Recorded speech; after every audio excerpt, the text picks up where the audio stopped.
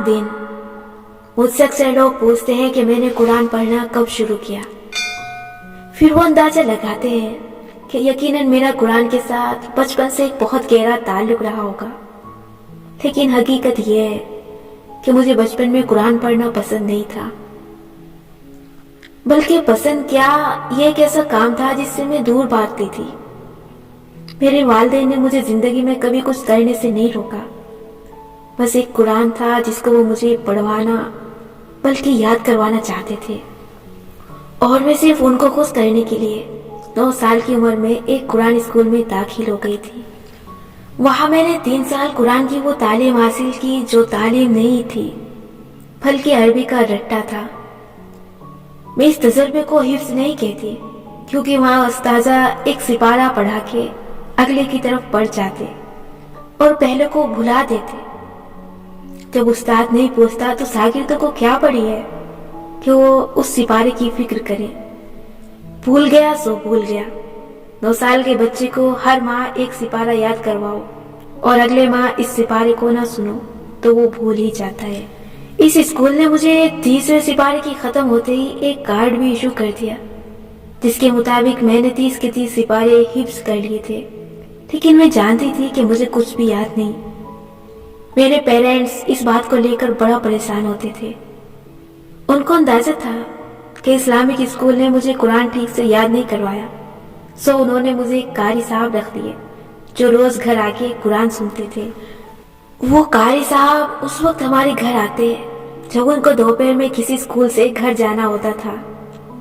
हमारा घर उनके लिए एक स्टॉप था जहां वो रुकते, खाना खाते, मीठा खाते, चाय पीते, और अगर बच्ची ने सबक सुना दिया तो ठीक, और बच्ची अगर उनको घूरती रहे और कहे कि वो किसी हाल में भी सबक नहीं सुनाएगी तब भी ठीक। वो अपना घंटा पूरा करके चले जाते। मुझे कारी साहब के इस 1 घंटे से चिढ़ हो गई थी। मेरा दिल कुरान से उचाट हो गया था। ये एक काम था जो मैं करना नहीं चाहती थी, ना मुझसे होता था। मेरे अम्मा अब्बा ने बहुत कोशिश की। उन्होंने मुझे प्यार से कहा, डांट के कहा, 2-3 मौलवी साहब बदलवा के दिए। हर तरह से इस अमल को मेरे लिए बासहूलियत बनाया। यहाँ तक कि खुराक, माहौल, जगह, खर्च, हर चीज का ख्याल रखा और कोशिश की कि मैं अपना कुरान वापस पढ़ने लग जाऊं। मेरी माँ कोई खास किस्म का मेवों वाला दूध बना के मुझे देती थी, जिससे दिमाग तेज होगा और मुझे कुरान याद रहेगा। मगर मुझे जिद थी कि मैंने नहीं पढ़ना तो नहीं पढ़ना बस। मैं ढीठ बन के कारी साहब के सामने बैठी रहती, यहाँ तक कि वो तंग आके उठ जाते। बचपन में ये एक जिद थी, लेकिन फिर ये एक मुश्किल काम बन गया। मैं जानबूझ के ऐसे नहीं करती थी। मेरा दिल नहीं चाहता था, ना मुझसे कुरान पढ़ा जाता था। टीनेज में मुझे एहसास होने लगा कि मुझे वापस कुरान की तरफ जाना चाहिए। कभी कभी मैं पीछे मुड़ के देखूं तो मेरी जिंदगी कुरान के इर्द गिर्द ही घूमती रही है। एक यही था जो जिंदगी के हर फेज में मुश्तरक था, कभी इससे भागना, कभी इसकी तरफ भागना। 13-14 बरस की उम्र में मैंने कोशिश की कि मैं इसे दोबारा से याद करूं, लेकिन ये मुझसे नहीं हुआ। मैं 1 हफ्ता कोशिश करती, लेकिन मेरा दिमाग याद ही नहीं करता था। अल्फाज सामने से गुजरते थे, अंदर नहीं जाते थे। तब मेरी एक फैंटेसी होती थी कि काश कभी मेरे पास एक ऐसा जादू आए कि जिसके जरिए मैं कुरान पढ़ती जाऊं और सामने एक जादुई स्क्रीन पे अल्फाज फिल्म की तरह चलने लगे। लेकिन न जादू मिला, न जादुई स्क्रीन। मैं 1 हफ्ता लग के कुरान याद करती और फिर 1 साल तक कोशिश ही नहीं कर पाती। हर चंद माह बाद में असरनो कुरान याद करना शुरू करती थी, लेकिन फिर जिंदगी दरमियान में आ जाती। कभी इम्तिहान, कभी कुछ, किसी न किसी वजह से ये लटक जाता। ये कभी तरजीहात में था ही नहीं, कभी इसको लग के पढ़ा ही नहीं। मैं टीनेजर थी जब मेरी अम्मी हज पे गई। मेरे अम्मा अब्बा को बहुत शौक था कि उनकी बेटी कुरान को हिफ्ज करे और तरावी पढ़ाए, लेकिन 1-2 दफा के सिवा मैं कभी ये काम नहीं कर सकी। मुझसे ये नहीं होता था। मगर जब मेरी अम्मी हज पे गई तो वापस आके उन्होंने बताया कि मैंने हर में काबा में हर जगह, हर सतून के साथ, हर मुसल्ले पे जहां मुझे जगह मिली, काबे का गिलाफ पकड़ के ये दुआ मांगी है कि अल्लाह ताला मेरी बेटी के दिल में कुरान डाल दे। मेरी अम्मी ने बताया कि उन्होंने इतनी दफा रो रो के अल्लाह से ये दुआ मांगी है। उस दिन मेरा दिल बहुत दुखा था। मैंने सोचा कि अब मैं संजीदा होकर कुरान पढ़ूंगी। मैं उसे एक दफा फिर खोलने की कोशिश करूंगी। मैं फिर से उस पर मेहनत करूंगी। मेरी अम्मी के साथ उनके करीबी अजीज ने भी हज किया था। उन्होंने दुआ मांगी कि अल्लाह ताला उनकी बे औलाद बेटे को औलाद से नवाजे। हज से वापस जाते ही अगले महीने उनकी दुआ पूरी होने की नवीद आ गई।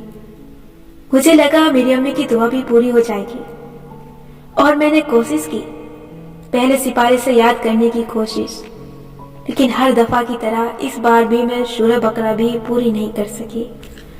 तीसरे पारे से शुरू करती तो पीछे जाते जाते सूरह मुल्क तक अटक जाती थी। एक दफा फिर चंद दिन बाद ही मैंने हिम्मत हार दी।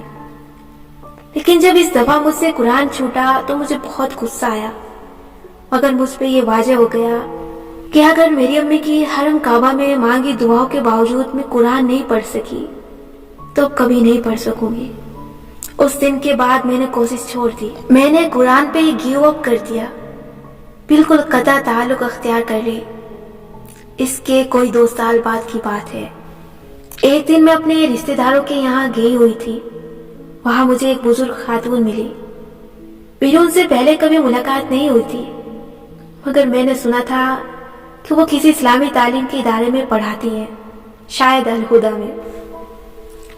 अलहुदा मुझे 10 एज से ही सख्त नापसंद था, क्योंकि मैंने कुछ ऐसी ख्वातीन को देखा था जो अलहुदा से पढ़ के निकली थी, लेकिन उनका रवैया अजीब मगरूराना सा हो गया था।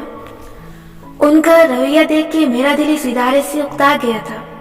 अब अलबत्ता मैं अलहुदा को नापसंद नहीं करती थी, क्योंकि मुझे अपनी नापसंदीदगी भूल भाल गई थी।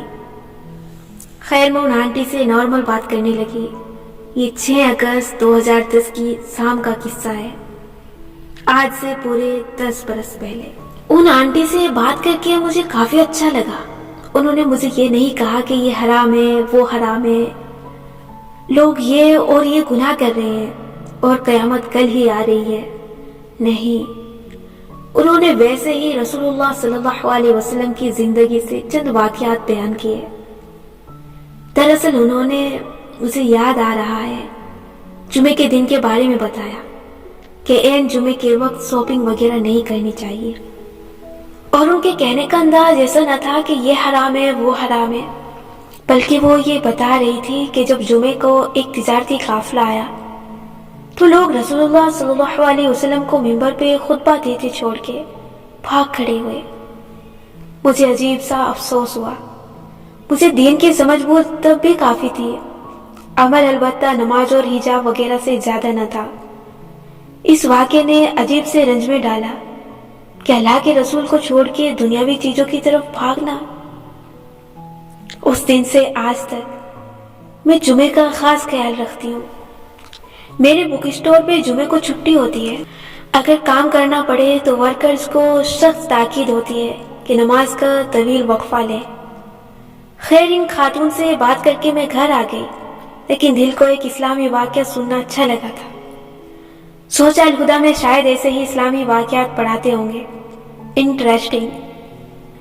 अगले रोज 7 अगस्त की सुबह मैं कुछ खरीदारी करने सेक्टर F7 जा रही थी कि रास्ते में F8 से गुजर हुआ। वहां मैंने अलहुदा की बिल्डिंग देखी। तब अलहुदा F8 के एक बड़े से बंगले में बना था। मैं पहले कभी इस रास्ते पे नहीं आई थी। उस रोज पता नहीं कहां से वो बिल्डिंग रास्ते में नजर आ गई, तो मैं कार से नीचे उतर आई। सोचा चेक करती हूँ कि अंदर क्या पढ़ाते हैं। हालांकि मैं इसे रास्ते में अनजानी जगहों पे नहीं उतरा करती थी। मैं हमेशा से प्लान लेकर घर से निकलने वाली थी। मैं प्लान शुदा रास्ते पे जाती थी। ये रास्ता, ये इमारत और मेरा यूं ही इसमें दाखिल होना, ये मेरे प्लान का हिस्सा न था। इस बात को 10 साल बीत गए हैं, मगर मुझे आज भी वो दिन याद है। उस सुबह बारिश हुई थी और सड़क गीली थी, जगह जगह पानी पड़ा हुआ था। आसमान पे अभी तक बादल थे और ठंडी छाया हर तरफ थी। मैं गेट क्रॉस करके अंदर आई तो फर्श अभी तक नम था। इस्तकबाली डेस्क पे आके मैंने पूछा कि यहाँ क्या पढ़ाते हैं और इस इदारे का तरीका तालीम क्या है। मेरा अंदाजा था कि इस्लामी तालीम में वो ये पढ़ाते होंगे कि नमाज का तरीका क्या है, हज उम्रा ज़कात वगैरह के मसाइल, बुनियादी अकायद, रसूलुल्लाह सल्लल्लाहु अलैहि वसल्लम की हयात तैयबा के वाक़ियात। मैंने सोचा मुझे यहाँ दाखिला ले लेना चाहिए, दीनी तालीम में इजाफा होगा, कूल, इंटरेस्टिंग। इस्तकबालिया में बैठी लड़की ने मुस्कुरा के नरमी से कहा कि मुख्तलिफ कोर्सेज हैं, लेकिन आप 1 साल वाला कोर्स कर लें, वो परसों यानी 9 अगस्त से शुरू हो रहा है। अजीब इत्तेफाक था ये, अजीब टाइमिंग थी।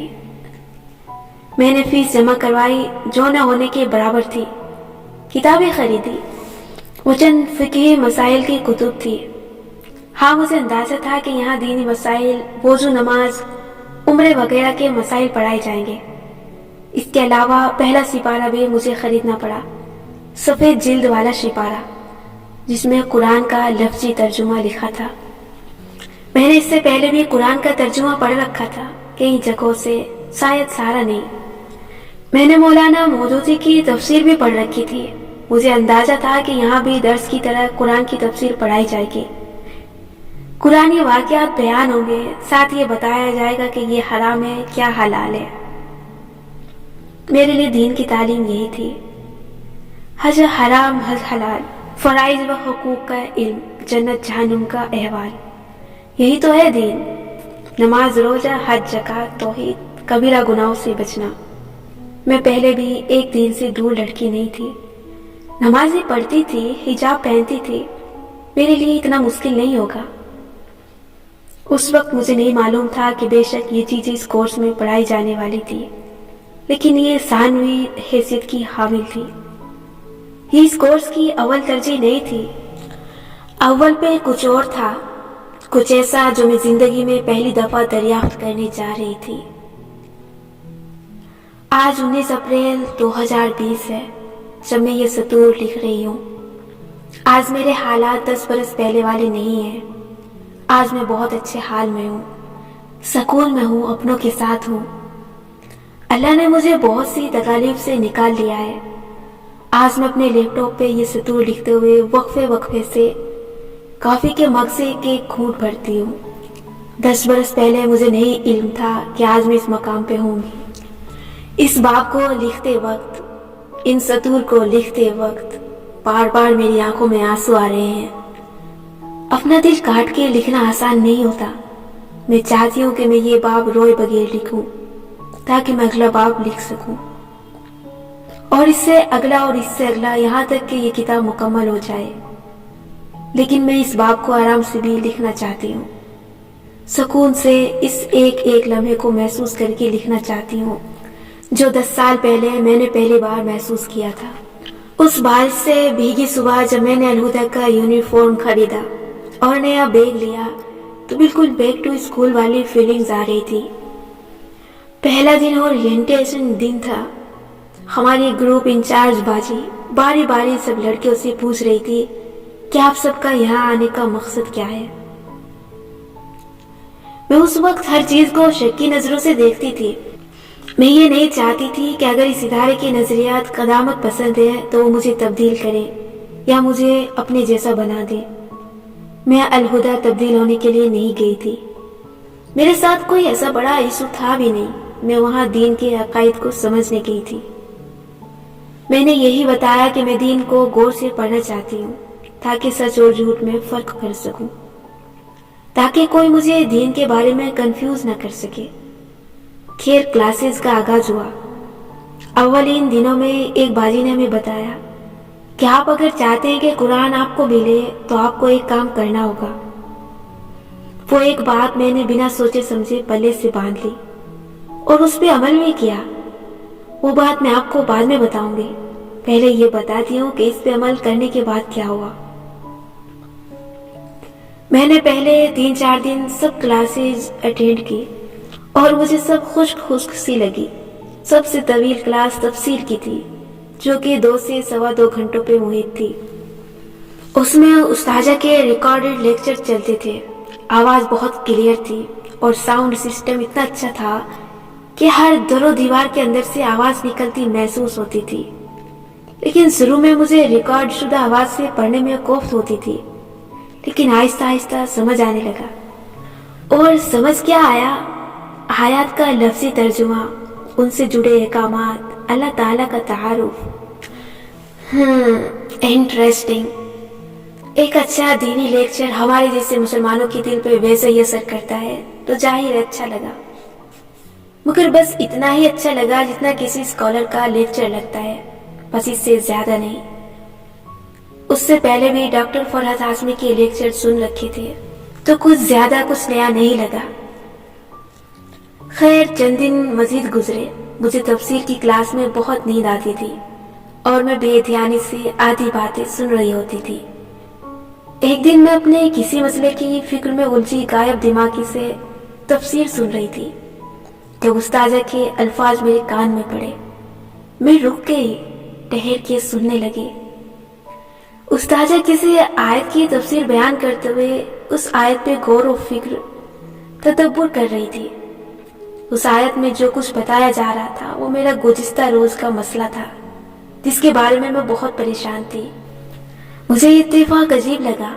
फिर मैंने सोचा कि खैर ये इत्तेफाक ही है, ऐसे तो किताबों में भी होता है। आप जो ढूंढ रहे होते हैं यानी अपने मतलब की बात, वो आपको मिल ही जाती है। No big deal. सर झटक दिया। अगले रोज फिर यही हुआ। इस दफा मेरा मसला बदल चुका था और नए मसले का जिक्र भी आज के सबक में आ गया और फिर ये हर रोज होने लगा। मैं जो सोच रही थी उससे मिलती जुलती आयत आ जाती। और ऐसा नहीं है कि उस्ताजा के अपने अल्फाज मेरे मसले से मुतालिक होते, नहीं नहीं, बल्कि इस आयत का जो वाज़ेह मतलब बनता या उससे जुड़ा कोई सीरत तैयबा का वाक़या उस्ताजा सुनाती तो वो मेरे मसले जैसा होता। ये एक अनोखी फीलिंग थी जिससे मैं महसूस कर सकती थी कि कुछ हो रहा है, कुछ अलग हो रहा है, कुछ नया हो रहा है। लेकिन मैं हाथ बढ़ा के उस शे को छू नहीं पा रही थी। मैं जान नहीं पा रही थी कि ये क्यों हो रहा है। एक दिन तफसीर की क्लास के बाद एक लड़की ने गहरी सांस लेकर मेरी तरफ चेहरा करके कहा, पता है क्या, मैं रोज जो सोचती हूँ या जो मेरे साथ मसला दरपेश आता है, मुझे उसका जवाब अगले दिन की पढ़ी जाने वाली आयत में मिल जाता है। और मैं बिल्कुल सुन रह गई। ये तो मेरे साथ भी हो रहा था। अजीब सा खौफ महसूस हुआ, अजीब सी दिलचस्पी महसूस हुई और साथ में एक बात बुरी भी लगी।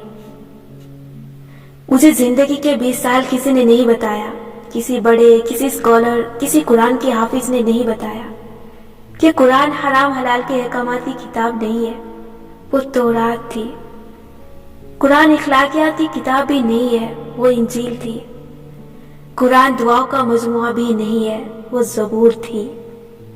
कुरान में बस सिर्फ दानाई की बातें नहीं है, वो तो अल्लाह ताला ने बहुत सी आसमानी सहीफों में भी नाजिल की थी। कुरान मेरा जिक्र है, मेरा अपना जिक्र। कुरान मेरे बारे में है। बेशक कुरान अहकामात, इखलाकियात, किस्सों और दुआओं सबका मजमुआ है, लेकिन हर से का ताल्लुक मुझसे जुड़ा है। कुरान में हमारा जिक्र है, हम में से हर उस शख्स का जो इस किताब को पढ़ता है। कुरान एक कलाम है, अल्लाह की बात है। इसीलिए लगता है कि ये हमसे बात करता है, क्योंकि ये वाकई हमसे बात करता है। ये नरमी से हमारे जहन की उलझने सुलझाता है। उसके पास हमारे सारे जवाब हैं, उसके पास सारे मसलों का हल है। मैं जो समझती थी कि अलहुदा में दीन के अहकामात, अकायद और हराम हलाल के फतवा पढ़ाए जाएंगे, तो मैं गलत थी। वो सब भी वहाँ पढ़ाया जाता था, लेकिन बाद में सबसे पहले वहाँ कुरान पढ़ाया जाता था। मैंने कुरान को अलहुदा की सफेद इमारत में दरियाफ्त किया था। एकदम से मेरा अलहुदा का दौरानिया बहुत दिलचस्प होता गया।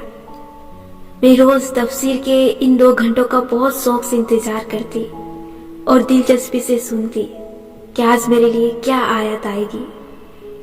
ये यकीन बहुत पुख्ता हो चुका था कि कुरान मेरे लिए नाजिल किया गया है। ये एक ऐसी किताब थी जो आपको सब भुला देती थी। मुझे भूल जाता था कि ये दूसरे के लिए भी है। याद रहता था तो बस ये कि इसकी हर आयत मेरी जिंदगी से जुड़ी है। मैं उन दिनों बहुत तकलीफ में थी। कुरान ने मेरी जिंदगी आसान की। मेरी तकालीफ कम नहीं हुई, लेकिन मेरी जिंदगी में एक सुकून आने लगा। मैं अलहुदा आती तो सब भूल जाती। वो इतनी खूबसूरत, इतनी पुरसकून जगह थी। हम कारपेट पे नीचे बैठते थे। मैं दो जानू होके बैठे, सर झुकाए, रोज अल्लाह का कलाम सुनती।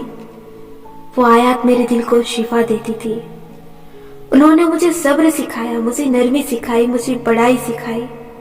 मैं इस बारे में आगे भी बयान करती रहूंगी, लेकिन मुझे कुरान से अलहुदा में वैसी मोहब्बत हुई थी जो कभी किसी और से नहीं हो सकी, ना किसी शख्स से, ना किसी चीज से। मैं अल्लाह से दुआ करती थी कि अल्लाह ताला मुझे इस किताब की खिदमत करना नसीब करे। मैं अब भी यही दुआ करती हूँ कि अल्लाह मुझे इतने वसाइल, इतनी हिम्मत और इतनी सेहत दे कि हम इस किताब की खिदमत कर सकें। अलहुदा ने मेरी माँ की दुआ को मेरे लिए पूरा कर दिया। अलहुदा ने मेरे दिल में कुरान को दाखिल कर दिया। और मैं ये सोचती थी कि क्यों कभी किसी ने मुझे नहीं बताया कि कुरान तो मेरे बारे में है। सब लोग भारी भारी अल्फाज में कुरान के फजाइल जरूर बयान फरमाते थे, लेकिन कोई ये क्यों नहीं बताता कि कुरान आपके जख्मी दिल पे यूं मरहम रखता है जैसे कोई नहीं रख सकता। क्यों कोई कुरान को सादा अल्फाज में बयान करके हम तक नहीं पहुंचाता। तब मैंने सोचा था कि मैं ये करूंगी।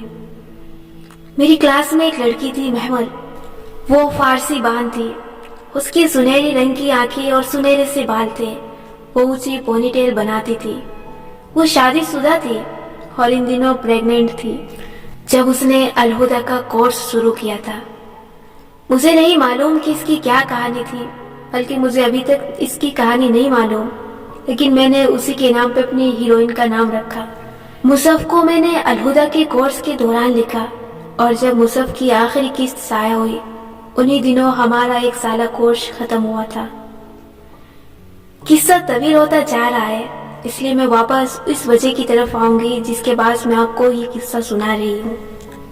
इस कोर्स के शुरू में वो क्या बात थी जिसने मुझे बहुत फायदा दिया। मुझे इतनी ईमेल्स, खतूत और पैगामात मिलते हैं कि हम साथ ही जैसा कुरान कैसे सीखें। मैं अमूमन अलहुदा का नाम बता दिया करती हूँ, लेकिन बात यह है कि कुरान सीखने के लिए सिर्फ एक इदारा काफी नहीं होता। आपको सबसे पहले इस एक बात पे अमल करना होता है जो वहां हमारी बाजी ने बताई थी। आपको कुरान वसूल करने के लिए कुर्बानी देनी पड़ती है। हिदायत और अपनी इस्लाह के सफर के आगाज में एक चीज आपको छोड़नी पड़ती है। उसको छोड़े बगैर दिल में नूर नहीं उतरता। मैं ये नहीं कहती कि मेरे दिल में नूर पूरी तरह दाखिल हो गया है। इंसान अपनी कमी कोताहियों और अपने असल सेल्फ से अच्छी तरह वाकिफ होता है। मुझे मालूम है कि आज भी मुझे एक ढंग का मुसलमान बनने के लिए मजीद कितनी मेहनत दरकार है, लेकिन हमारे दीन में अपनी बुरी बातों का तज़किरा मना है, इसलिए मैं अपनी खामियां पब्लिक में बयान नहीं कर सकती। मगर ये एक शे को छोड़ने का अमल आपको इस रास्ते पे जरूर डाल देगा जो अल्लाह की किताब की तरफ जाता है। अल्लाह की किताब बहुत भारी है और अल्लाह की किताब बहुत आसान भी है, लेकिन ये अपने आप को उस शख्स पे नाजिल नहीं होने देती जो इसके लिए कुछ कुर्बान न करे। वो शे क्या है जो आपको कुर्बान करनी चाहिए, ये मैं नहीं जानती, ये आप जानते हैं। हर शख्स के लिए वो चीज मुख्तलिफ होती है। मेरी कुछ और थी, आपके लिए कुछ और होगी, मगर इसकी पहचान और अलामात एक सी हैं। ये आपकी एक ऐसी बुरी आदत है जो अल्लाह ताला को नहीं पसंद। आपको अच्छी तरह ये मालूम है और आप इसको छोड़ना चाहते हैं, लेकिन छोड़ नहीं पा रहे। आप मुसलसल एक दायरे में सफर कर रहे हैं। कभी आप इस आदत के बारे में जस्टिफिकेशन ढूंढते हैं कि भाई मैं मजबूर हूँ, मैं बाकी काम तो अच्छे कर रहा हूँ, एक छोटा सा बुरा काम करने से क्या हो जाएगा, मैं बेबस हूँ, अल्लाह मुझे माफ कर दे। ये तोजी आपको सुकून नहीं देती, लेकिन आप खुद को यही कह के बहलाते रहते हैं। कभी आप इस काम को कर लेने के बाद बहुत परेशान होते हैं, दिल भारी होता है और खुद से नफरत महसूस होती है, खुद पे गुस्सा आता है। मैं क्यों करता हूँ ये, अब नहीं करूँगा, वादा, मेरे रब, पक्का वादा। आप कसमें खाते हैं, दुआएं करते हैं, तौबा करते हैं, माफी के सजदे करते हैं, कुछ दिन अच्छे गुजरते हैं और फिर दोबारा से वही चक्कर शुरू। कभी आप बिल्कुल सख्त और बेहिस हो जाते हैं, ढीठ पत्थर दिल, हाँ करता हूँ मैं, ये नहीं छोड़ी जाती मुझसे ये से, बार बार पलट जाता हूँ इसकी तरफ। आप अपना दिल बिल्कुल गुनाह सवाब के मसले से बंद कर लेते हैं। कयामत के दिन क्या होगा देखी जाएगी, आप इस बारे में सोचते ही नहीं है। आप इतने सालों से इस चक्कर में फंसे हैं कि आप कहते हैं कि बस अब मुझे खुद पे इजी हो जाना चाहिए, नहीं लगाई जाती खुद पे इतनी पाबंदियां, पहले कम मसले हैं मेरे, छोड़ो सब। कभी आप फिर से ही इस आदत को छोड़ने की कोशिश शुरू कर देते हैं, इंटरनेट खोलते हैं, उसको छोड़ने का तरीका ढूंढते हैं, रूटीन सेट करते हैं, कोशिश करते हैं लेकिन नहीं छोड़ पाते। जानते हैं क्यों? आप इतने बरस से एक बुरी आदत के गुलाम क्यों बने हुए हैं? ये आदत कुछ भी हो सकती है, किसी के लिए ये आधी रात को उठ के जानवरों की तरह खाना खाना भी हो सकती है। बजाहिर ये गुनाह नहीं है, लेकिन इससे आपके जिस्म को नुकसान हो रहा है, सो ये गलत है। किसी के लिए ये कोई नशावर चीज हो सकती है, किसी के लिए पोर्नोग्राफी की एडिक्शन, किसी के लिए लोगों की गिबत करने से मिलने वाली जबान की लज्जत, किसी के लिए बिना सोचे समझे झूठ बोलना और बातें छिपाना, और किसी के लिए गुस्से में बेकाबू हो जाना, और किसी के लिए कुछ और जिसका हम तसव्वुर भी नहीं कर सकते। आप इस आदत को इसलिए नहीं छोड़ पा रहे क्योंकि आप सिम्टम का इलाज कर रहे हैं, इस आदत की वजह का नहीं। देखिए, बाज लोगों को कॉफी से एलर्जी होती है और ज्यादा कॉफी पिए तो उनके चेहरे पे दाने निकल आते हैं। दाना एक अलामत है और कॉफी पीना इसकी वजह है। आप दाने पे जितनी क्रीमें लगा लें वो ठीक नहीं होगा, ठीक हो गया तब भी कुछ दिन बाद किसी और जगह से निकल आएगा। आप वजह का इलाज नहीं कर रहे हैं जो कि कॉफी पीना है, आपको वजह खत्म करनी है। रात को उठ के बेतहासा खाने की वजह आपकी बेवक्त भूख नहीं है, बल्कि नींद का ना आना है। आप भूखे नहीं थे, आप बोर हो रहे थे और आप स्ट्रेस्ड थे। आप खा के खुद को थकाना चाह रहे हैं ताकि आपको नींद आए। आपको अपनी नींद की रूटीन दुरुस्त करनी है और जल्दी सोना है, इससे आपका ये मसला ठीक हो सकता है। आप पोर्नोग्राफी इसलिए नहीं देख रहे हैं क्योंकि आप एक बुरे किरदार के इंसान हैं, बल्कि इसलिए देख रहे हैं क्योंकि आपकी शादी नहीं हुई या हो नहीं पा रही। ऐसे लोगों के लिए रसूलुल्लाह सल्लल्लाहु अलैहि वसल्लम ने रोजे रखने का इरशाद फरमाया है ताकि उनको खुद पे कंट्रोल आए और जब तक शादी नहीं होती वो खुद को बैलेंस करना सीख लें। आप ड्रग्स इसलिए नहीं छोड़ पा रहे क्योंकि आप हकीकी जिंदगी के मसलों और स्ट्रेस को फेस नहीं कर पा रहे। आप अपने गुस्से पे इसलिए काबू नहीं रख पाते क्योंकि आपको हर चीज को कंट्रोल में रखना होता है। आपको अपनी कंट्रोलिंग नेचर को तवाज़ुन में लाना है। आपका गुस्सा खुद ब खुद ठीक हो जाएगा। आपको अपनी इस्लाह के सफर पे निकलते वक्त इस काम को लाजमी छोड़ना है जिसकी वजह से आप जानते हैं कि अल्लाह ताला आपसे नाराज है। मैंने पिछले अफवाह में कहा कि आपने खुद को माफ करना है, लेकिन क्या आपने अल्लाह ताला से खुद को माफी दिलवाई है? क्या आपको अंदर से मालूम है कि अल्लाह ताला आपके किसी खास काम से खुश नहीं है?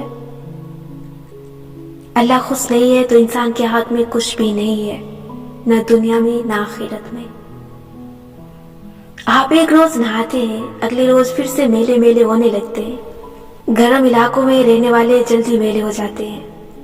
आजकल सारी दुनिया ही हरमैन शरीफैन के सिवा गुनाहों के गर्म इलाकों जैसी बन गई है। हम बार बार मेले हो जाते हैं। हम अपने बाल और जिस्म, दांत और चेहरे जिस तरह हर रोज धोने की जरूरत है, इसी तरह दिल को भी बार बार धोना पड़ता है। लेकिन रोजाना की सफाई तो बाद में आएगी। पहले बताएं, ये जो बुरी आदत है ना, जो आप अपने साथ लिए फिर रहे हैं, कि आपके साफ लिबास पे नजासत का एक बहुत बड़ा सा टुकड़ा है। जमीन वाले आपके वजूद पे ये नजासत नहीं देख सकते, लेकिन आसमान वाले तो जानते हैं ना।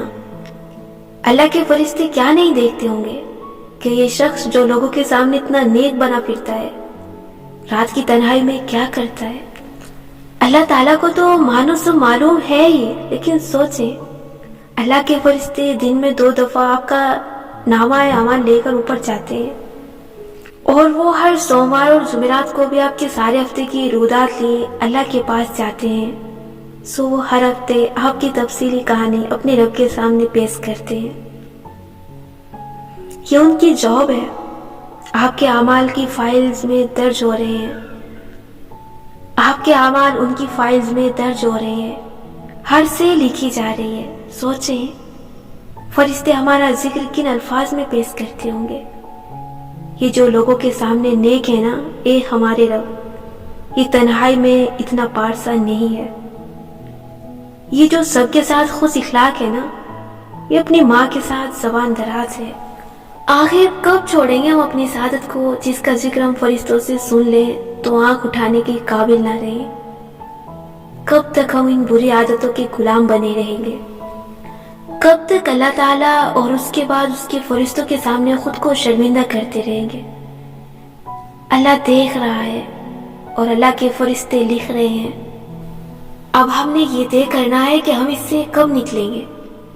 بعض دفعہ ہم خود کو یہ صفائی بھی دیتے ہیں کہ ہم آہستہ آہستہ اس عادت سے نکلنے کی کوشش کریں گے، لیکن میں نے یہی سیکھا ہے کہ نشے کی عادت کے علاوہ باقی بری عادتوں سے خود کو زور سے کھینچ کے نکالنا پڑتا ہے. شروع میں کچھ دن تکلیف ہوگی، لیکن پھر یہ آسان ہو جائے گا. آپ اس دنیا کا سب سے بڑا معجزہ ہیں. آپ سے زیادہ مضبوط کوئی نہیں اور آپ سے زیادہ کمزور کوئی نہیں بنایا گیا. اللہ تعالیٰ کو آپ کی کمزوری بھی معلوم ہے اور آپ کی قوت بھی. اس عادت کو کنٹرول کرنا آپ کے اختیار میں ہے. آپ یہ کر سکتے ہیں. آپ انٹرنیٹ پہ جائیں اور اپنی ایڈکشن کو سرچ کریں اور ڈھونڈیں کہ کیوں ہوتی ہے اور اس سے نکلنے کا طریقہ کیا ہے. آپ کو بہت مدد ملے گی. اب سوال یہ ہے کہ اپنی بری عادت کو چھوڑنا کیوں ضروری ہے؟ اس کا ہدایت سے کیا تعلق ہے؟ آپ نے قرآن کی ایک آیت سن رکھی ہوگی، شاید پڑھی بھی ہو. جب آپ اللہ تعالیٰ کے راستے میں کچھ صدقہ کرتے ہیں تو اللہ اس کو 700 گنا سے زیادہ بڑھا کے آپ کو واپس کرتا ہے. اللہ تعالیٰ بہت غیرت والا ہے. اس کو آپ سے کچھ نہیں چاہیے. وہ آپ کو آپ کے اپنے شر سے بچانا چاہتا ہے. آپ نے خود کو بری عادتوں کا غلام بنا کے ضائع نہیں کرنا. آپ کو اللہ تعالیٰ نے بڑے مقاصد کے لیے بنایا تھا. یہ بری عادتیں آپ کی زندگی میں بے برکتی لا رہی ہیں. اس میں سے نور ختم ہو رہا ہے. اس عادت کو آپ نے جڑ سے اکھاڑنا ہے. آپ کو اس عادت سے کیا ملتا ہے؟ ڈائٹنگ پہ موجود شخص کو آدھی رات کو فریج سے کچھ نکال کے کھانے سے کیا ملتا ہے؟ کسی کی غیبت کر کے کیا ملتا ہے؟ غلط چیزیں دیکھ کے کیا ملتا ہے؟ لذت. مگر یہ ناجائز لذت ہے. سو اگر ہم اس لذت کو جو اندر سے ہمیں گلٹ میں ڈالے ہوئے ہیں اللہ تعالیٰ کو خود سے راضی رکھنے کے لیے چھوڑ دیں تو اللہ تعالیٰ ہمیں اس سے 700 گنا بڑی لذت عطا فرمائے گا. یہی ہے نا اللہ تعالیٰ کا وعدہ. آپ جو قربان کریں گے اس کو 700 گنا سے زیادہ بنا کے آپ کو دے دیا جائے گا. آپ ایک حرام چیز چھوڑیں گے تو اللہ تعالیٰ آپ کو اس سے بہتر لذت اور خوشی حلال چیزوں سے دینا شروع کر دے گا. تھوڑا سا انتظار کرنا ہوتا ہے بس. میں نے کتنے ہی لوگوں کو دیکھا ہے جو بتاتے ہیں حرام لذت چھوڑنے کے چند دن بعد یا بعض دفعہ چند ماہ بعد ہی ان کو وہی شے حلال سے ملنے لگتی ہے. آپ کو چند سال بھی انتظار نہیں کرنا پڑے گا. اللہ تعالیٰ کی خاطر کچھ قربان کرنے کا نتیجہ بہت جلد سامنے آ جاتا ہے. ابراہیم علیہ السلام خواب سے اٹھ کے بیٹے کو قربان گاہ تک لے کر گئے تھے. بیٹے کی گردن پہ چھری رکھنے سے پہلے ان کو بیٹا لوٹا دیا گیا تھا.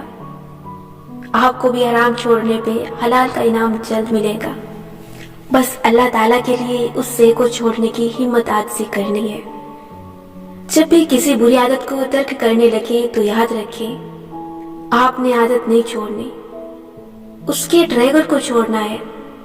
اگر آدھی رات کو کھانا کھاتے ہیں تو کیا چیز ہے جو آپ کو اکساتی ہے؟ کیا چیز آپ کو ٹریگر کرتی ہے؟ آپ نے اپنی بری عادت کا ٹریگر ڈھونڈنا ہے.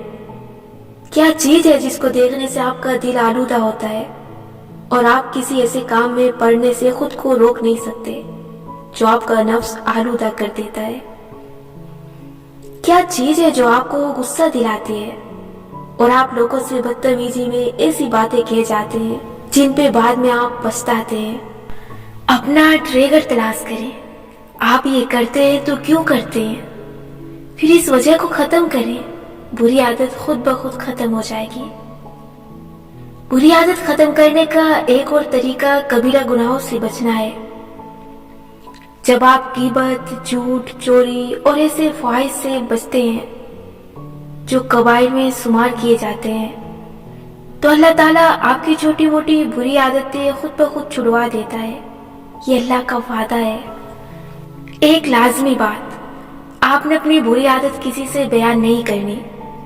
अपने गुनाहों पे लोगों को कभी गवाह नहीं बनाते। ये आपके और अल्लाह के दरमियान है। बस इसको छोड़ दें। अल्लाह ताला को खुद से राजी करें। आपने आज सोने से पहले अल्लाह ताला से माफी मांगनी है। मैं मान ही नहीं सकती कि हम में से किसी की जिंदगी में कोई ऐसी आदत ना हो। एक छोड़ते हैं तो कोई नई आदत अपना लेते हैं। 10 साल पहले मैंने एक आदत छोड़ी, 10 बरस में कई नई आदतें पाली। आज ये लिखते हुए भी मैंने अपनी एक खामी को दूर करने का फैसला किया है। मैं भी उसे अल्लाह ताला के लिए छोड़ती हूँ। आप भी आज अपनी बुरी आदत अल्लाह ताला के लिए छोड़ें। फिर आप देखेंगे कि हर गुजरते दिन जब आप खुद पे जबर करते हुए इस आदत की तरफ नहीं जाएंगे तो आपके दिल में नूर कतरा कतरा दाखिल होने लगेगा, यहाँ तक कि आपका दिल नूर से भर जाएगा। फिर ये नूर बाहर को बहने लगेगा कि आपकी जिंदगी की हर शे को छूने लगेगा। आपका दिल ऐसा पारस पत्थर बन जाएगा जो आपसे मिलने वाले हर शख्स को नूर अता करने लगेगा। आप अगर इस सफर पे मुसलसल ऊपर की तरफ जाते रहे, अल्लाह की किताब के साथ जुड़े रहे, तो आप अपनी जिंदगी पे ऐसी बरकतें देखेंगे कि मैं बयान नहीं कर सकती। हमारे यहाँ समझा जाता है कि अल्लाह की आयत से सिर्फ आखिरत में कामयाबी मिलती है।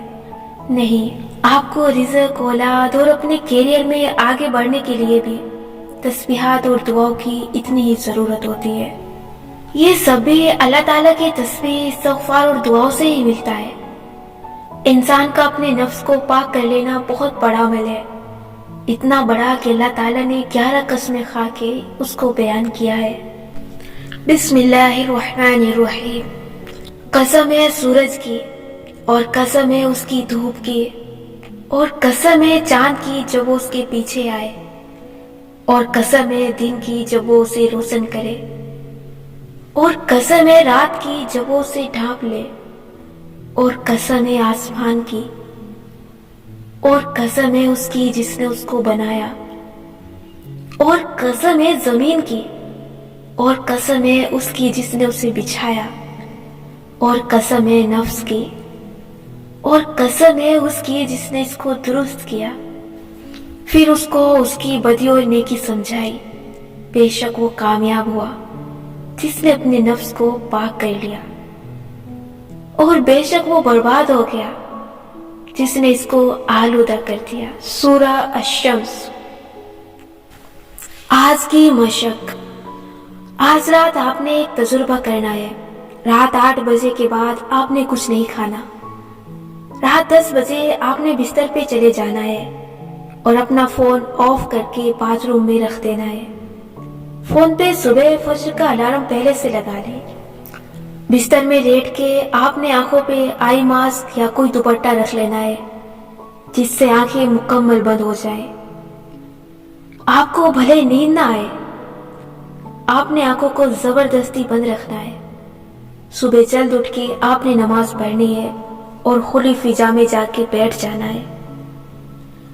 अब आंखें बंद करके आपने 5 आवाजें सुननी है। 5 ऐसी आवाजें जो एक दूसरे से बिल्कुल मुख्तलिफ हों। उन आवाजों को अपनी डायरी में नोट करें। आज के सवालात। वो क्या आदत है जो आप अपना लें तो वो आपको बहुत फायदा दे? क्या आप अगले 24 घंटों में इस आदत पे एक दफा अमल कर सकते हैं? अगर आप इस आदत को अगले 1 माह के लिए अपना लें तो आपकी जिंदगी पे क्या असरात मुरत्तब होंगे? क्या आप सुबह जल्द उठते हैं? अगर नहीं तो क्यों? जिस शय की वजह से आप रात को देर से सोते हैं, क्या आप उसको तर्क कर सकते हैं? उस शय को तर्क करने से आप किस चीज से महरूम होंगे? सुबह जल्द उठने से आपकी जिंदगी पे क्या अच्छा असर मुरतब होगा? ऐसे 3 कामों के बारे में लिखें जो जल्द न उठने के बाद आप मुकम्मल नहीं कर पाते। क्या आप रात देर तक मोबाइल पर सोशल मीडिया देखते रहते हैं? अगर हाँ, तो अपनी इस आदत को कंट्रोल करने के लिए आप क्या कर सकते हैं? क्या आप सुबह नमाज के लिए जागते हैं? अगर हाँ, तो क्या आप इसके बाद सो जाते हैं?